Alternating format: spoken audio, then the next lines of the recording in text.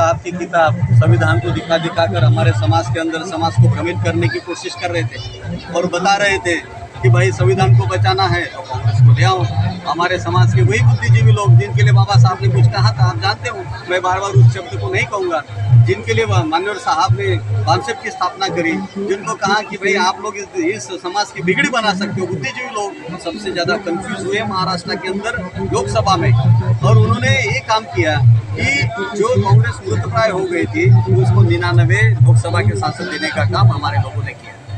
लेकिन सडनली 1 अगस्त को क्या होता है, 1 अगस्त को माननीय सुप्रीम कोर्ट जी का निर्णय आता है और कहते हैं कि एससी एसटी का वर्गीकरण होगा। और मैं आपको बताना चाहता हूँ कि परमादरणीय बहन जी पहली ऐसी नेता है कि जिन्होंने इसके खिलाफ सख्त से सख्त लड़ाई लड़ी। पहली बार प्रेस लेके बहन जी ने कहा कि हम इस चीज़ को मान्य नहीं करेंगे, आप यदि बहुजन समाज की हिमायती बनते हो तो आप पार्लियामेंट के अंदर इसके खिलाफ विधेयक लाइए और इसको 9वीं सूची में डालिए जिससे हमारे अधिकार सुरक्षित हो। ये बात तो तय हो गई पूरे देश के अंदर कि बहन जी के सिवाय बहुजनों का कोई नेता नहीं है, बहन जी के सिवाय बहुजनों के ऊपर होने वाले अन्य अत्याचारों के ऊपर बोलने वाला कोई नेता नहीं है। लेकिन ये विडंबना है इस देश की कि बाबा साहब को जीते जी उन्होंने एक्सेप्ट नहीं किया, मरने के बाद एक्सेप्ट किया। महापरिनिर्वाण दिन के ऊपर आप देख रहे हैं कई हजारों लाखों की तादाद में लोग आते हैं, ये उनके दीवाने बने हुए भक्त बने हुए हैं। लेकिन उनके विचारों के भक्त मैं समझता हूँ मान्यवर कांशीराम साहब और परम आदरणीय बहन जी से कोई दूसरा हो ही नहीं सकता जिन्होंने उनके विचारों के ऊपर चलकर सरकार। और आज भी बहुजनों के विचारों को, बहुजनों के हक और अधिकारों को सुरक्षित रखना है तो बहन जी के मार्ग पर चलना पड़ेगा, बहन जी को नेता मानना पड़ेगा और बहन जी जैसे कहती उस तरीके से चलना पड़ेगा, तभी ये देश सुरक्षित हो सकता है। इतिहास में माननीय कांशीराम साहब ने महाराज से सबक लेकर कहा कि हो शकत है, और जो परिणाम देखने को मिले उस मुताबिक नहीं थे जिस तरीके से उम्मीद थी। क्या इस बात की उम्मीद अभी भी लगाई जा सकती है कि महाराज की बात बन सकती है भविष्य में? हम बिल्कुल हतोत्साहित नहीं हैं। हमें मालूम है हमारे लोगों ने ईमानदारी से काम किया है। मुझे ये मालूम है कि यदि इस तरीके से ईवीएम का खेला नहीं होता तो आज बहुजन समाज पार्टी पहली बार बहुजन समाज पार्टी के हाथी विधानसभा में जाती, इसका पूरा विश्वास मुझे है क्योंकि उस लेवल से हमने काम किया है। अब ये तो मुझे लगता है कि हमारे सारे पदाधिकारी कार्यकर्ताओं को आपस में झगड़ा लगाने का काम है कि भाई तूने नहीं दिया, तूने गलत काम किया, क्योंकि वोटिंग मशीन तो लेके गई आपकी वोट और आपके अंदर एक दूसरे के खिलाफ इस तरीके का वातावरण निर्माण हो कि आप एक दूसरे के ऊपर अविश्वास निर्माण करें, अपने नेता के ऊपर अविश्वास निर्माण करें, अपने पदाधिकारियों के ऊपर अविश्वास निर्माण करें। यही खेला कांग्रेस ने और यही खेला बीजेपी ने खेला है जिसके माध्यम से इन्होंने ईवीएम लाया। ये तो हमें तोड़ने का प्रयास है और मैं बिल्कुल हतोत्साहित नहीं हूँ। हम तो लड़ाई आखिर तक लड़ेंगे।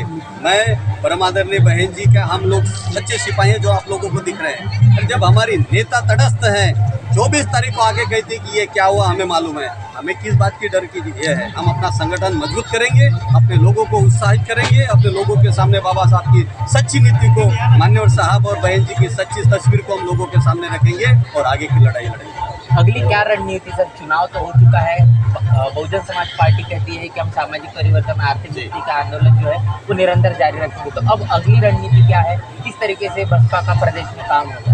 हमारी अगली रणनीति ये है, मान्यवर साहब ने जिस तरीके से महाराष्ट्र के अंदर तमाम बहुजन समाज को इकट्ठा करने के लिए शेडराइजेशन प्रोसेस का काम हाथ में लिया था, उसी तरीके से हमने जैसे ही हमारे हाथ में परम आदरणीय बहन जी ने सत्ता दी महाराष्ट्र की, हमने 700 से ज़्यादा कैडर लिए।